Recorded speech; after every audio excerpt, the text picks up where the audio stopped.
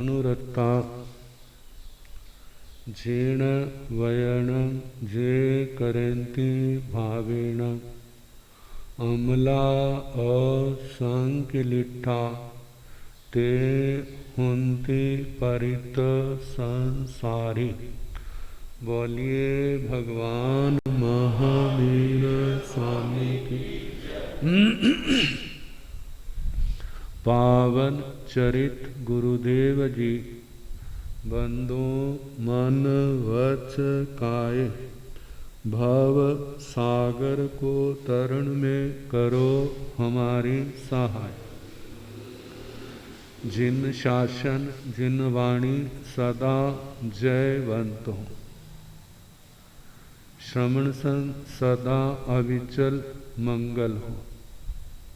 मुक्ति को प्राप्त श्रमण भगवान महावीर स्वामी, उनकी परम पावन कल्याणी भागवती वाणी वाचक प्रमुख श्री इंद्र भूति गौतम आदि गणधर भगवंत, युग प्रधानाचार्य परम पूज्य श्री सुधर्मा स्वामी जी महाराज, उनकी परम पावन पाठ परंपरा वर्तमान आचार्य ध्यान योगी परम पूज्य श्री शिव मुनि जी महाराज एवं गुरुजन सबके पावन चरण सरोजों में मेरा अनंत अनंत बार वंदना नमस्कार। उपस्थित धर्म प्रेमी सज्जनों, माता तथा बहन, कल हम नरकों के संबंध में सुना रहे थे। त्रयंच गति का कहा था शुरू करना, लेकिन नरकों की ओर देखते तो अभी काफी कुछ रह गया। कहा नरक, पहले तो बताया था चक्रवर्ती, वासुदेव, बलदेव, तीर्थंकर, केवली, कौन कौन सी नरक से जो आते हैं, किन किन से आस बन सकते, लेकिन जे बढ़ने वाले इन्हीं जगह से नहीं आते, और बहुत जगह आगे वर्णन करना उनका, लेकिन फिर भी जानने के लिए पहले सब्जेक्ट आ जाता है। कहा जाता तीर्थंकर भगवान का पहले तीन नरकों से, वहां पर भी ऐसे जीव हैं, वहां से निकलेंगे ना तो तीर्थंकर भगवान के रूप में जन्म लेंगे। इसके अलावा कहते तीर्थंकर भगवान की आगत 38 की है, 38 जगह से आते हैं। 26 तो वैमानिक देवलोक है, इनका भी आगे वर्णन आएगा। 12 कल्पवासी हैं, 9 ग्रीवेयक हैं, 5 69 विमानों के हैं। इन देवलोकों से कहीं से भी आ सकता। अब ये तो 26 है, 3 पहली नरके, ये तो 38 तो नहीं हुए। 9 लोकांतिक देव, सारस्वत आदि, वहां से भी जीव आकर के तीर्थंकर भगवान के रूप में जन्म ले लेते।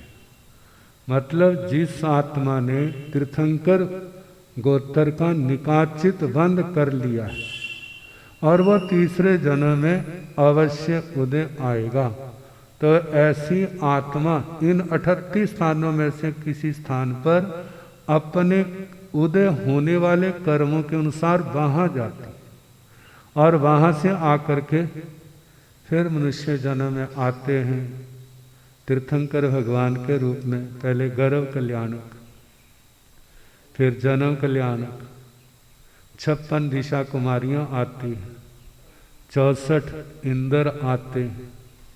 जानते हैं आपके भी जन्म होता है तो कौन कौन बधाइयां देने आते हैं? आते हैं ना। जैसा जैसा जिसका रिश्ता होता है, जैसा जैसा जिसका परिवार है, उसके अनुसार बधाइयां देने आते हैं। वो बधाइयां स्वीकार भी करते हैं और उसके रूप में गिफ्ट का दूसरा गिफ्ट भी बना करके देते हैं। तो वो तो तीनों लोकों की एक सुप्रीम पावर, कहा जाता है सुप्रीम पावर वे कैसे हैं। जैसे नवोत्थनों के पाठ में आता है ना, तीर्थंकर भगवान के लिए लोक नाहाण, भगवान लोक के क्या हैं, नाथ हैं।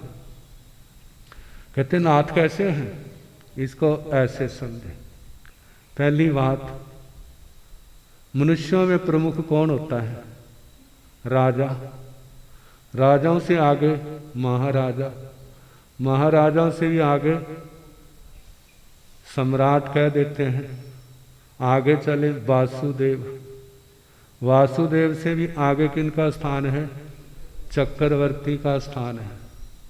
चक्रवर्ती तो एक छोटे से क्षेत्र का मालिक है, हमारे लिए बहुत बड़ा क्षेत्र है, लेकिन जिनके बड़े बड़े क्षेत्र हैं उनके लिए तो बिल्कुल छोटा सा है भरत क्षेत्र। अब देखो 190वां हिस्सा है जो भरत क्षेत्र जम्बू द्वीप का। कहाँ जम्बू द्वीप और कहाँ छोटा सा टुकड़ा 190वां हिस्सा, उसके मालिक हैं वो चक्रवर्ती। तो चक्रवर्तियों से बड़े कौन, देवता। ऐसे देवता भी हैं जो चक्रवर्ती की सेवा में रहते हैं, लेकिन वो तो छोटे छोटे देवता हैं, बाणव्यंतर।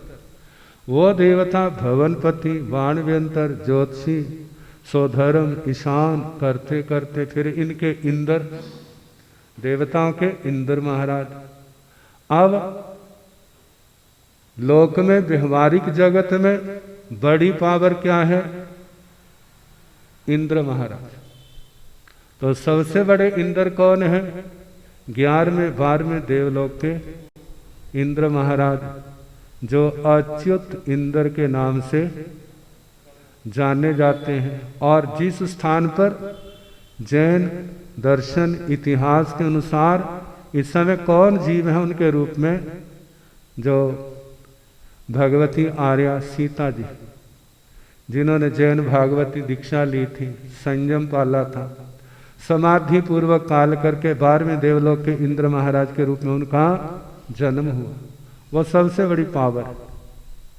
अब ये 64 इंद्र हैं, 20 भवनपतियों के हैं, 32 बाणव्यंतरों के हैं, ज्योतिषियों के सामान्य रूप से 2 लिए जाते हैं। वैसे चंद्र सूरज असंख्यात हैं, तो सारे अपने अपने परिवारों के प्रमुख हैं, लेकिन सामान्य रूप से 2 लिए। वैमानिकों के 10 इंद्र हैं।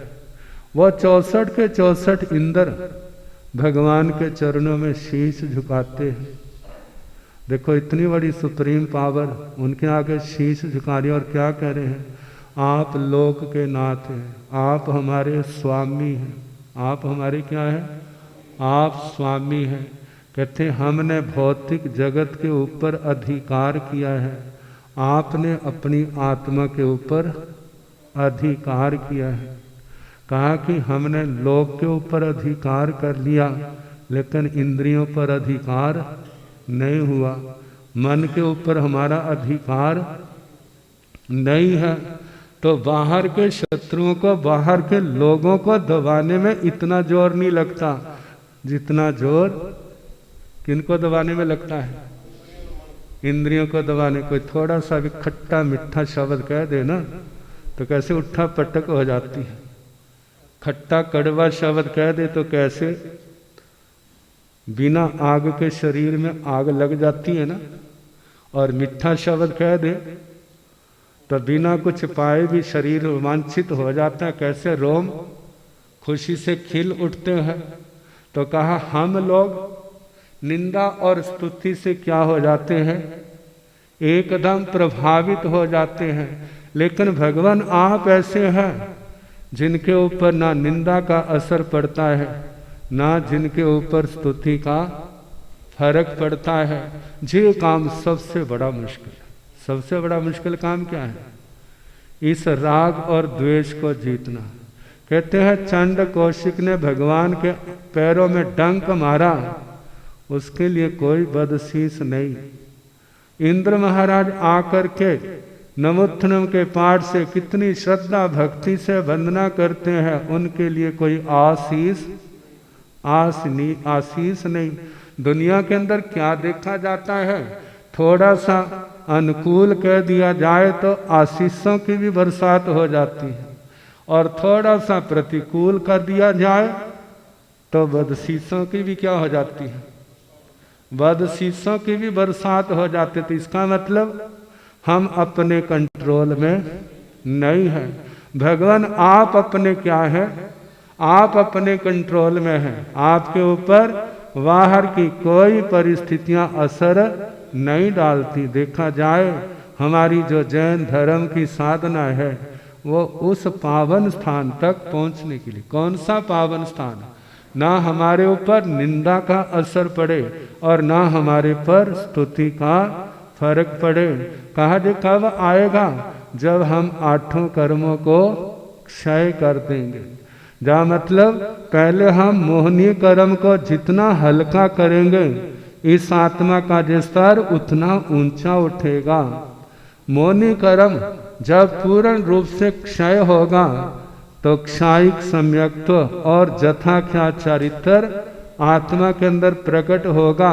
और इसके प्रकट होने पर, मोहनीय कर्म के क्षय होने पर जब जथाख्या चरित्र प्रकट होता है तो एक अंतर मुहूर्त के अंदर आत्मा को केवल ज्ञान, केवल दर्शन पैदा हो जाता है। मतलब ज्ञानाभरणीय, दर्शनाभरणीय अंतराय जो कर्म क्या हो जाते हैं, क्षीण हो जाते हैं। अब शेष अघाती कर्म रह गए हैं, उनके क्षय होने पर आत्मा सिद्धाई, बुझाई, मुच्चाई, परिनिब्बाई सब दुखाणमंतं करे, सिद्ध होते हैं, बुद्ध होते हैं, मुक्त होते हैं, निर्वाण को प्राप्त करते हैं, सभी दुखों का अंत कर जाते हैं। तो तीर्थंकर भगवान कितनी जगह से आते हैं, 38 जगह से, 26 विमानिक देवलोक, 9 लोकांतिक और पहली 3 नरका, इन स्थानों से आने वाले होते हैं। अब चक्रवर्ती सम्राट है, चक्रवर्ती सम्राट का बताया है वो 82 स्थानों से आते हैं। वहां तो केवल पहली नरक बताई थी कल, इसके अलावा 81 और हैं। वो कौन से हैं, 99 प्रकार के देवता हैं, 99 प्रकार के देवता हैं। उनमें से 18 छोड़ देते, 15 परमा धर्मी, अम्ब, अमरीश, श्याम, शवल, रुद्र, विरुद्र, काल, महाकाल, असीपत्तर, धनुपत्तर, कुंभ, बालुक, वितरणी, खरस्वर, महाघोष, जे असुर कुमार देवों की एक श्रेणी है जो नरकों में नारकियों को दुख देते हैं। कहाँ तक दुख देते हैं, वो तीसरी नरक तक देते हैं। इन 3 नरकों में एक तो आपस में लड़ते हैं, मारते, पीटते, काटते हैं, और एक परमा धर्मियों के द्वारा दुख दिया जाता है। तीसरी से आगे जो उनका दुख है वहां परमा धर्मी तो नहीं जाते, कभी कभार दूसरे वैमानिक देव चले जाते हैं।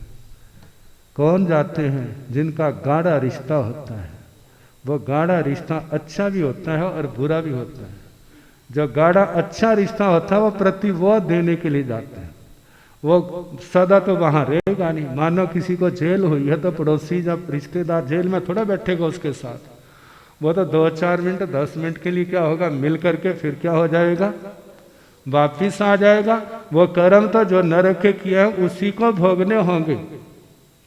शास्त्रों में कथा में वर्णन आता है कितने जीव पूर्व जन्म के रिश्ते के गाढ़ेपन के कारण वो मिलने के लिए जाते हैं और वो कहते हैं हमें जहाँ से निकाल लो।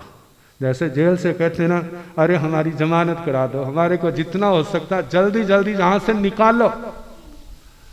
अब जहाँ से तो निकाल सकता है कोई अपने प्रभाव से, लेकिन वहाँ से निकालना संभव नहीं।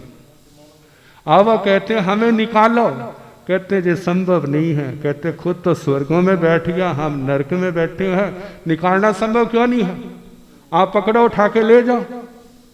कहते कोई बात नहीं, मैं आपकी प्रतीति के लिए, आपके विश्वास के लिए ये सारा करता हूँ, लेकिन ये काम होगा नहीं। चलो अच्छा मेरे हाथ में बैठो। हाथ में बैठ गए, बड़े खुश हुए। अब तो हम नरक से क्या हो जाएंगे। जैसे ऊपर उठाया, जैसे अंजलि में लिया हुआ पानी थोड़ा सा भी छिद्र देखता है ना, वो उससे छिद्र से क्या होता है, पानी बाहर निकल जाता है। ऐसे ही वो पारे की तरह क्या होता है, नीचे धड़ाम से नीचे गिरते। धड़ाम क्या होता है, नीचे नीचे जब गिरते तो बड़ी वेदना होती है। वहां पर फूल थोड़े पड़े जमीन पर, वहां पर क्या है, कहीं पर कंकर पड़े हैं, कहीं पर कीचड़ पड़ा है, कहीं पर धुआं है, मतलब बिल्कुल रेता है, कहीं ठंडा बहुत है, कहीं गर्म बहुत है। फिर चिल्लाते हाय मर गए, कहते उठाओ, फिर उठाते हैं, फिर गिर जाते हैं, फिर उठाते हैं, फिर गिर जाते हैं। फिर उनको समझ आती है, कहते हमारे कर्म हमें ही भोगने पड़ेंगे।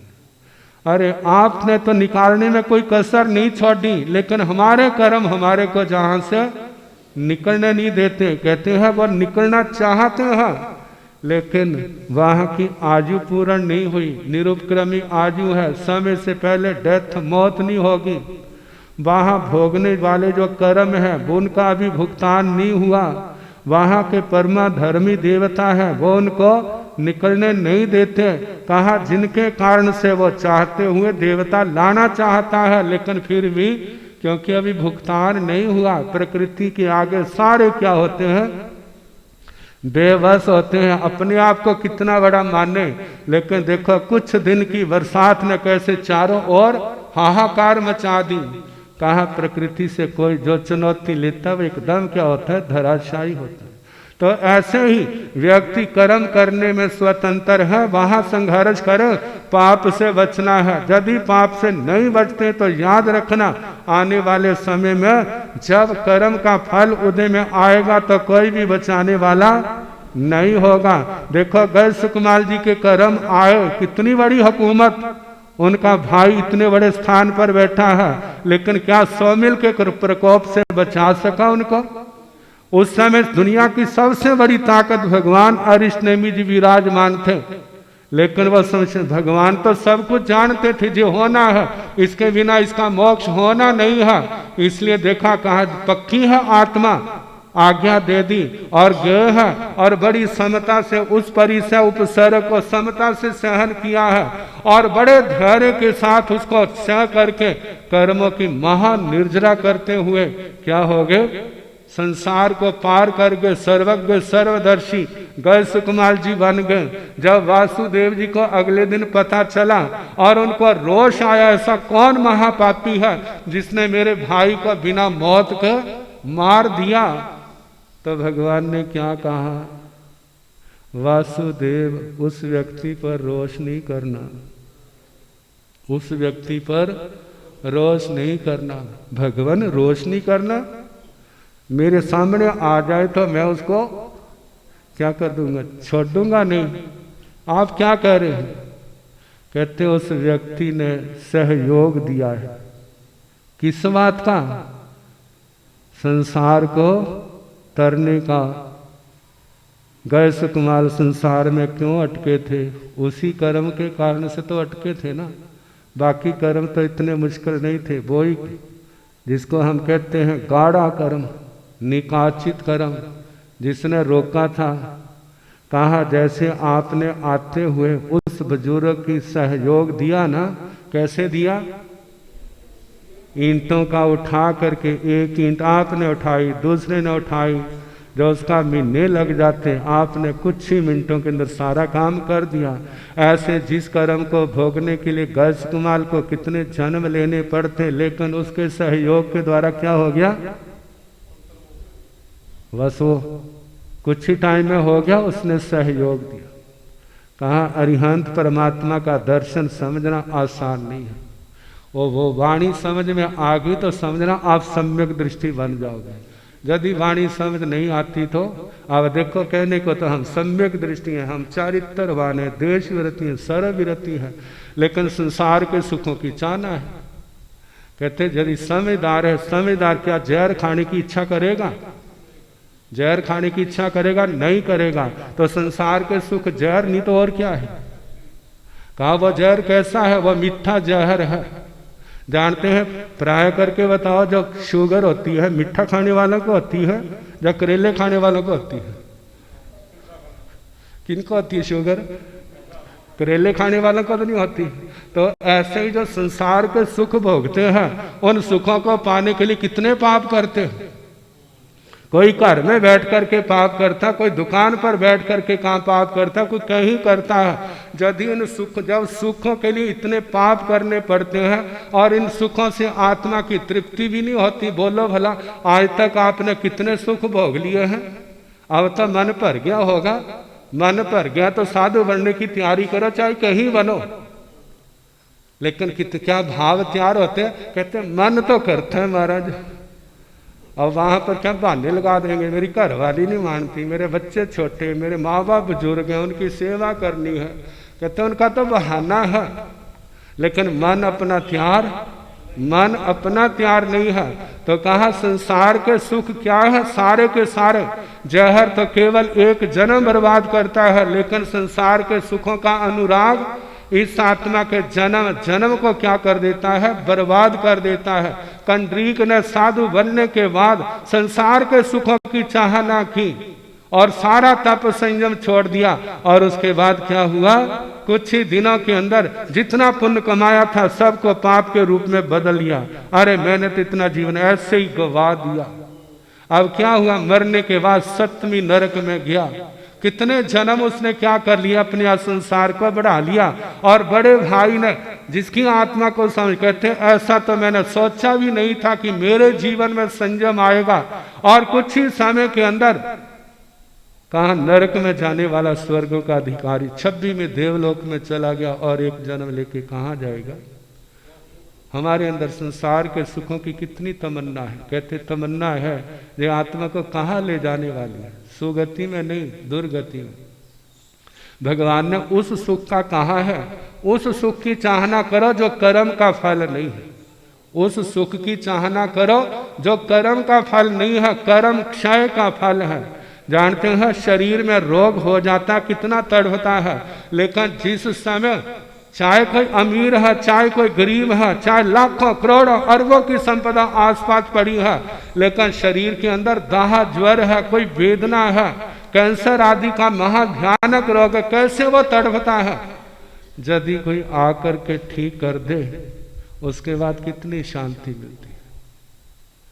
और संपत्ति तो वही थी, चाहे कोई गरीब है चाहे कोई अमीर है। ऐसे ही 8 कर्मों के बंधनों का दुख, जैसे किसी का रोग शांत होने पर मिला कुछ भी नहीं है, लेकिन वो कहते हैं सब कुछ मिल गया। ऐसे ही कर्म जब आत्मा के कट जाते हैं तो इतनी समाधि, इतना आनंद होता है, तीनों लोगों का सुख भी उसके आगे क्या पड़ जाता है? फीका पड़ जाता है। तो आत्मा को क्या भावना रखनी।